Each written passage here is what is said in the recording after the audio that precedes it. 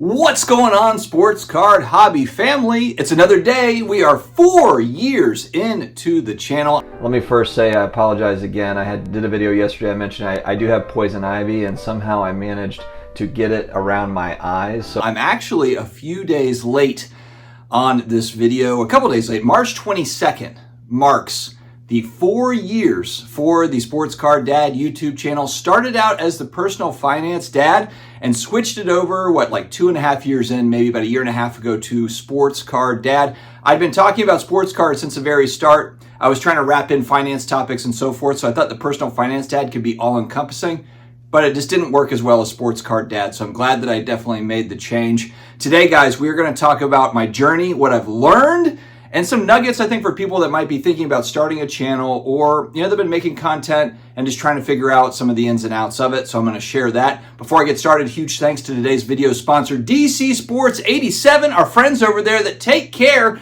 of the eBay stuff that you don't want to. Maybe you want to sell on eBay, but you don't want to bother with the listing and the payments and the possible refunds and all the craziness. I just send my stuff off to DC Sports 87.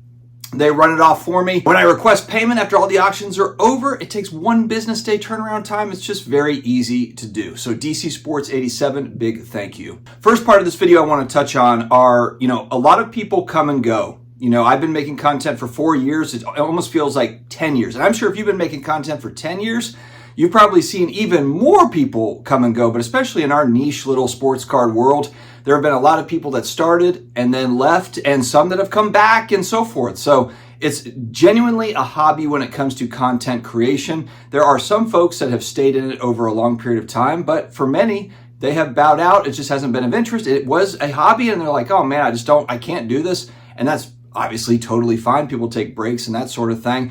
But collecting cards and making content, definitely two different things within our hobby space. Some people will make more content than actually collect cards, and some people will collect cards more than they make content.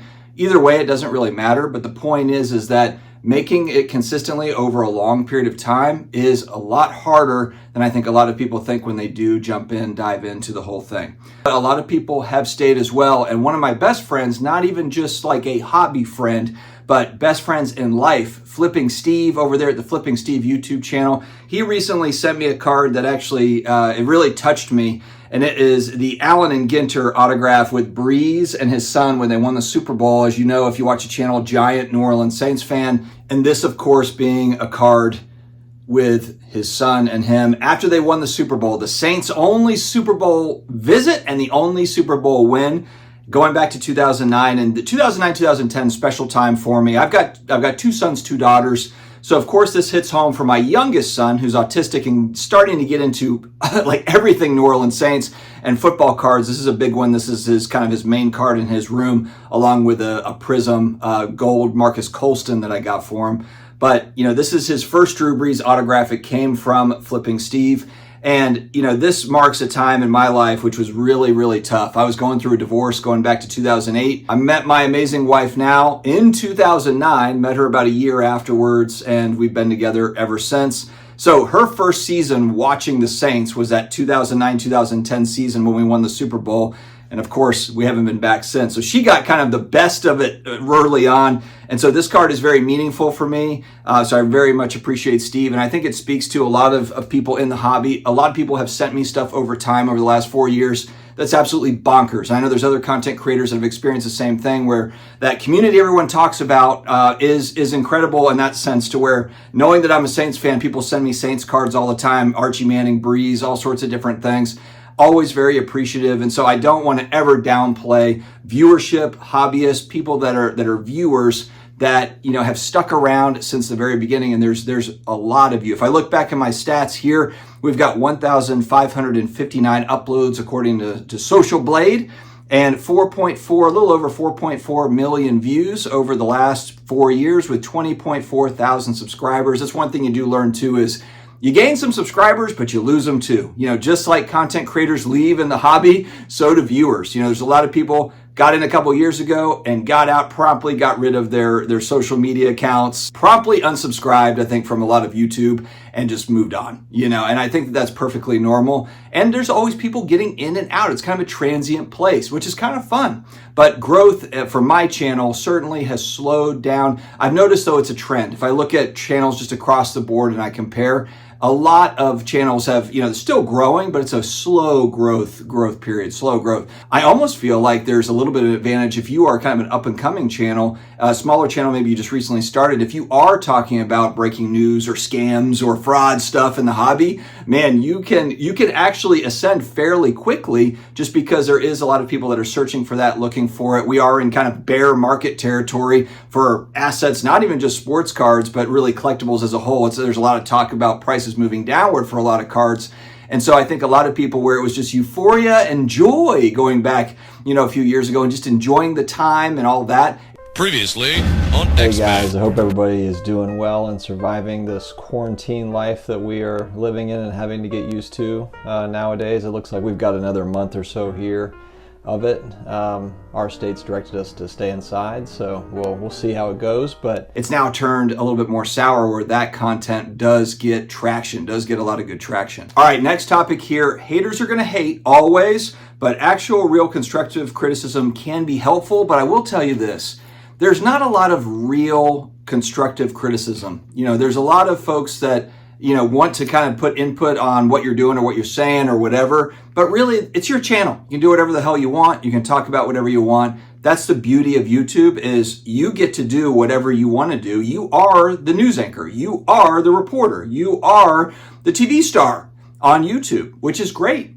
And if people don't want to watch, they don't have to watch. They can just flip it off and go turn on the other YouTuber that's talking about something else or whatever. So, haters are going to hate, and there will be some constructive criticism, but I would tell you it's few and far between. Most people on YouTube, I think it's kind of, and we're in a time too, it's short attention spans. So it's going to be, they either like it, come back, watch it. They're either doing that, or they're hate watching it and they'll watch consistently, or they watch it, don't like it, don't come back. And that's a lot of it too. Someone might watch your channel one time or my channel once, be like, this dude is wearing a stupid Jaws sweater. I'm not tuning back into this idiot. And they move on. And that leads me into the next topic I want to talk about. Your biggest fans, channel fans, are usually not frequent commenters. Sometimes they are, but a lot of times they're just watching and they're in the background enjoying. They're not going to dive in there in the comment section every single day. For me, it's 7 days a week. Hey, great job, great video. Sometimes they will, but that's incredibly redundant. I wouldn't expect people to do that. So a lot of times you will get kind of detractors, people that don't like you. They're very quick to get into your comment section, but your biggest fans, a lot of times, they're not saying, there are fans too that will go ahead and come in and comment and offer some commentary to it. I love that. It always happens.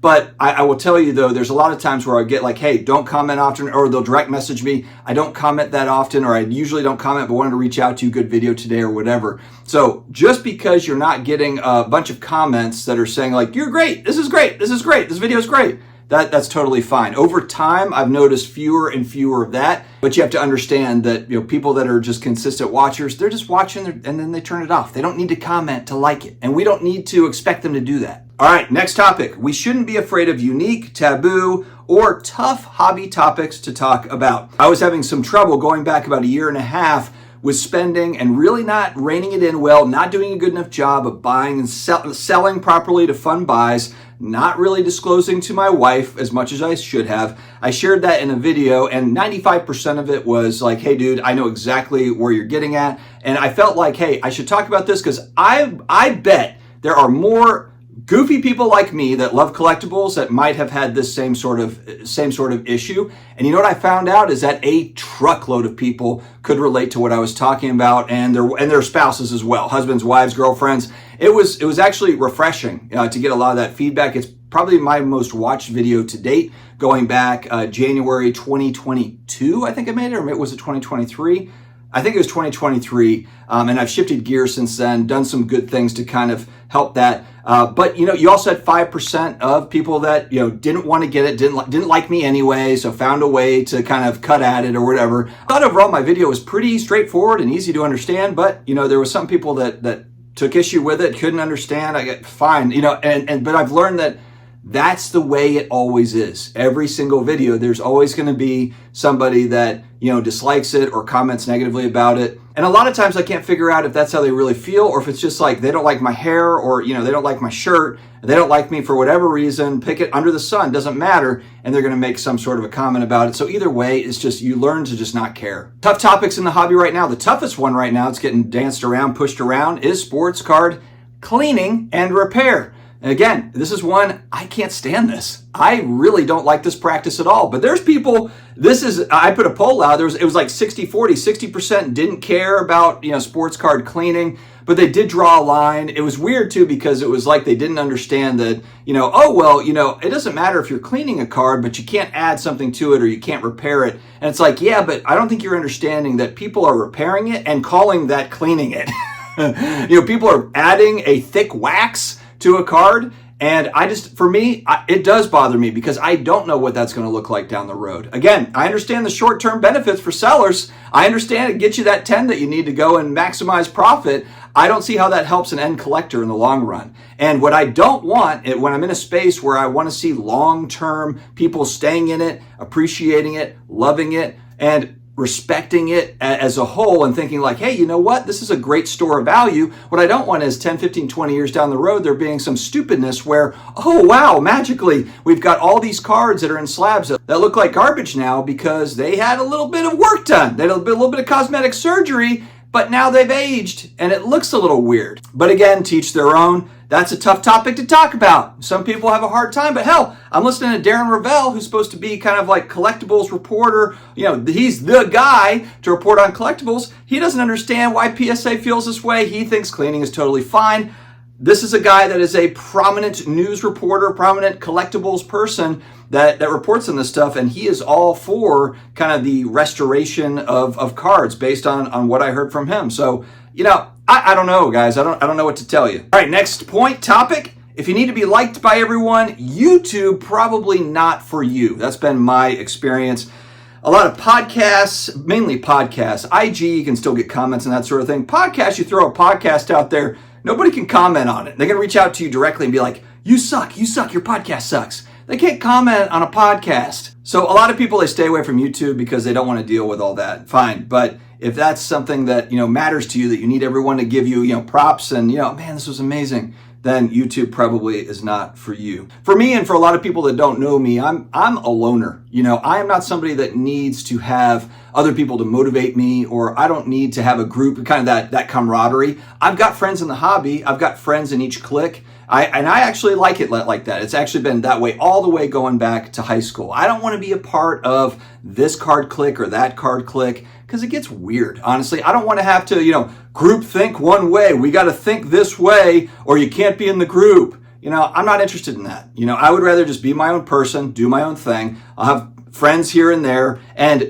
maybe behind the scenes they talk smack about me and say like, oh, he doesn't know this or that or whatever because they need to fit in with the clique.